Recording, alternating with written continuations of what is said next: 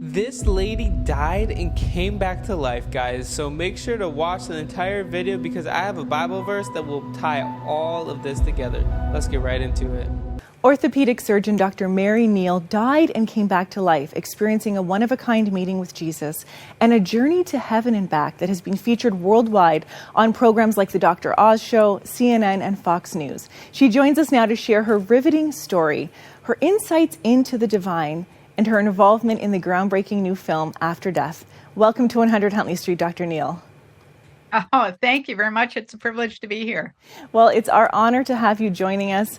Now, Dr. Neal, if you could take us back to that time in your life prior to this experience of dying and coming back to life, would you say that during that time you were a very spiritual person or very focused on the connection between science and spirituality?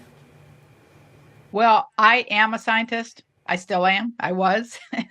And I will tell you that I did grow up going to Sunday school, but I grew up in that era when really faith was more of a cultural experience.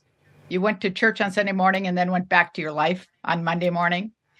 And then I went off to college and medical school and did my surgical training. And I would say that, like so many people, faith was something that I would get to one of these days.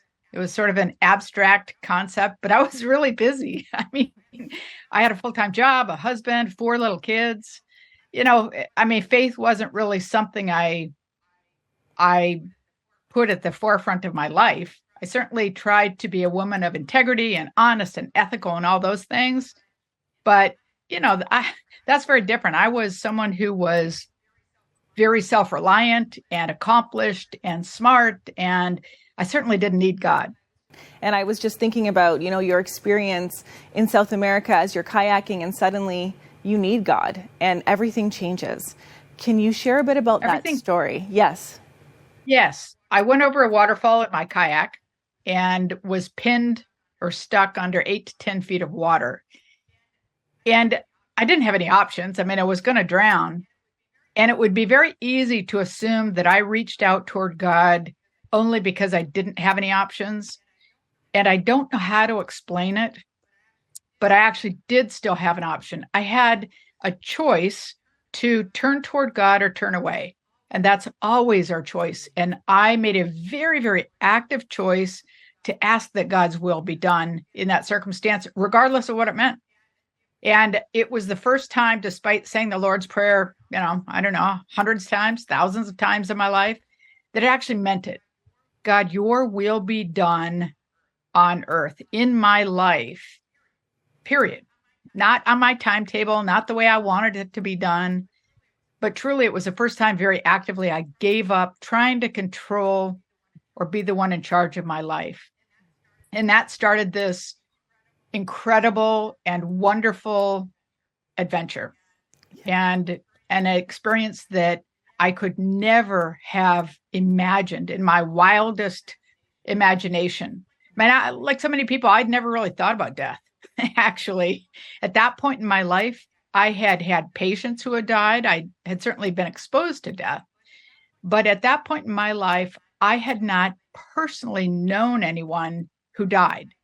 I didn't know a grandparent or a parent or a sibling or a friend who had died. And really, I had a great life. I hadn't really faced many struggles.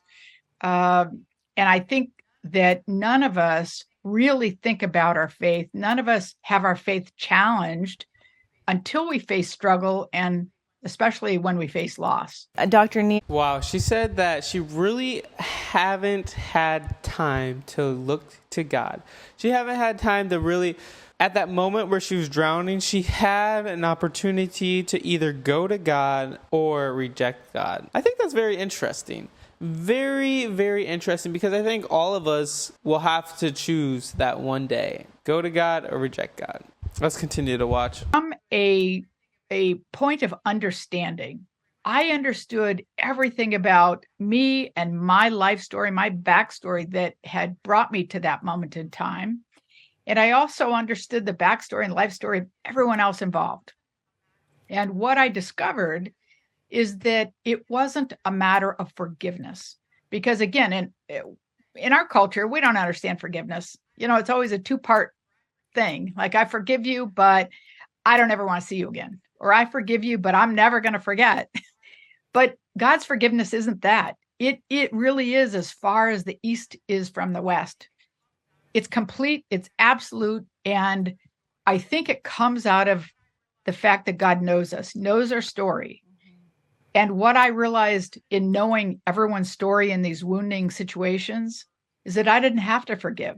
There just wasn't room for anger or bitterness or shame or any of those destructive emotions, because where God's love is present, there's just no room.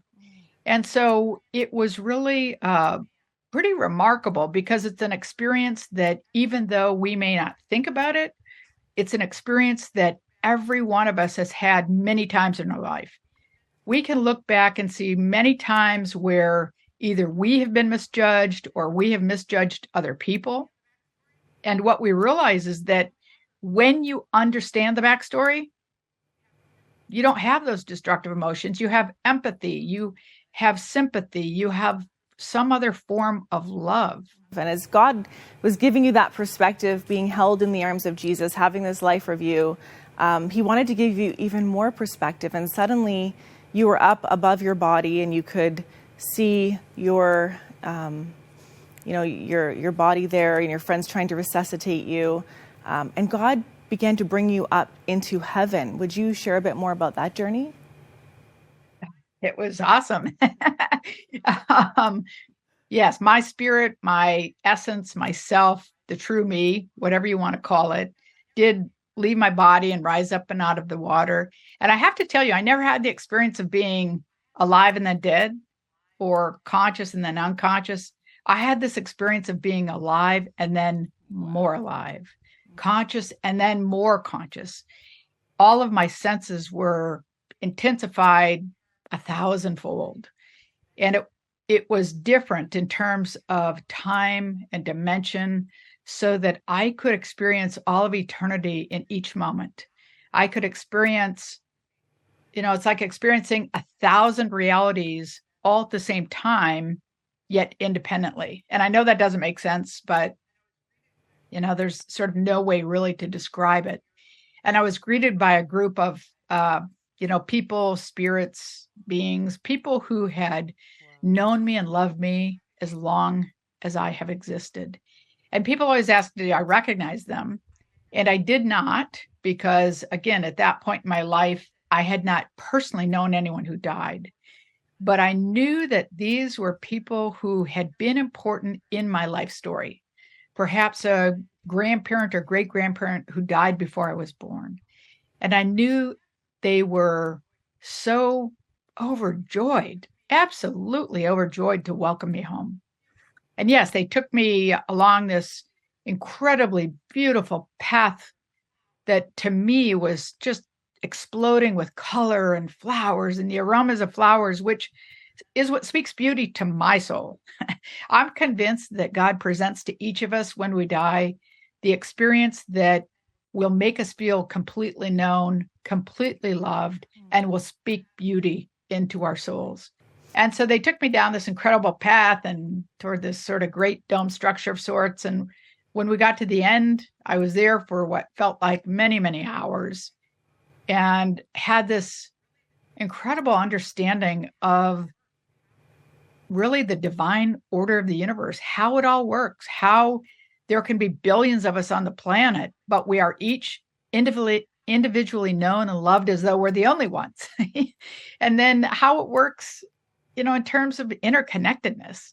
I mean, we are all part of one, whether it's humans, animals, the natural world.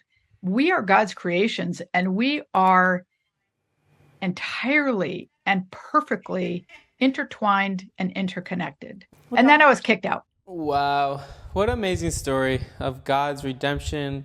And like the other video that I talked about is one day we're all going to be judged. We will receive two different kinds of judgment. Either we'll receive justice like we all deserve, or we will receive grace. Will we decide to ask for repentance and be like, God, I need to put my faith and trust in you and put my faith and trust in Jesus. And at the end of the day, I think that's what it really comes down to. Some people are going to be judged more based off of how they heard about Jesus and how they had opportunities to hear about Jesus.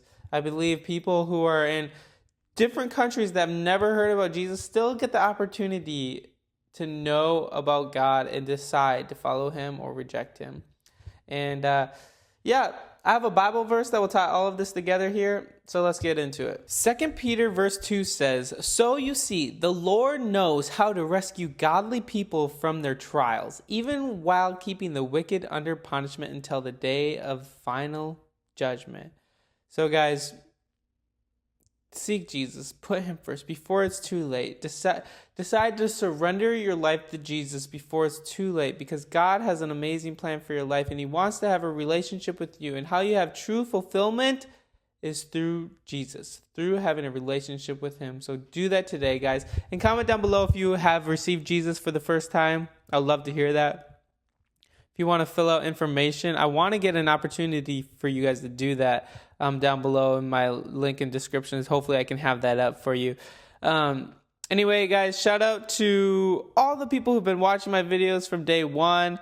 Been following me for a while now, and you watch all my videos. I love and appreciate you guys. You guys mean the world to me. I cannot make these videos without you and your love and support. So thank you so much. Also, guys, if you haven't, please subscribe. I'm trying to hit 10,000 subscribers by the end of the year. I believe we can do it. We can do it with your help. Anyway, guys, let me know in the comments down below what your thoughts are, whatever that may be. And also, you might like this video here. Peace.